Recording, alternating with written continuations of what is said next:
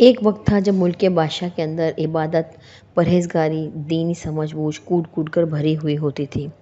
آج کے اس گئے گزرے دور میں آدمی ان واقعات کو سنے تو عقل حیران رہ جاتی ہے۔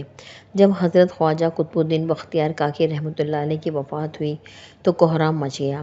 جنازہ تیار ہوا، ایک بڑے میدان میں لایا گیا۔ بے پناہ لوگ نماز جنازہ پڑھنے کے لیے آئے ہوئے تھے۔ انسانوں کا ایک سمندر تھا جو حد نگاہ تک نظر آ رہا تھا۔ جب نماز پڑھنے کا وقت آیا، ایک آدمی آگے بڑھا اور کہنے لگا، میں خواجہ قطب الدین بختیار کاکی رحمۃ اللہ علیہ کا وکیل ہوں۔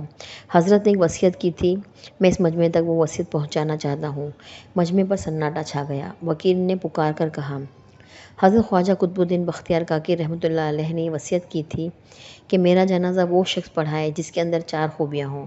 زندگی میں اس کی کبھی تکبیر اولیٰ قضا نہ ہوئی ہو، اس کی تہجد کی نماز کبھی قضا نہ ہوئی ہو، اس نے کبھی غیر محرم پر بری نظر نہ ڈالی ہو، اتنا عبادت گزار ہو کہ اس کی عصر کی سنتیں بھی کبھی نہ چھوٹی ہوں۔ جس شخص میں یہ 4 خوبیاں ہوں وہ میرا جنازہ پڑھائے۔ جب یہ بات سنائی گئی تو مجمع پر ایسا سناٹا چھایا کہ جیسے مجمع کو سانپ سونگھ گیا ہو۔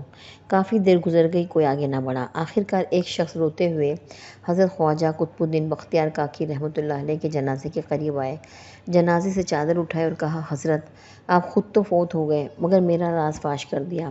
اس کے بعد بھرے مجمع کے سامنے قسم اٹھائی کہ میرے اندر یہ 4 خوبیاں موجود ہیں۔ یہ شخص وقت کا بادشاہ شمس الدین التمش تھا۔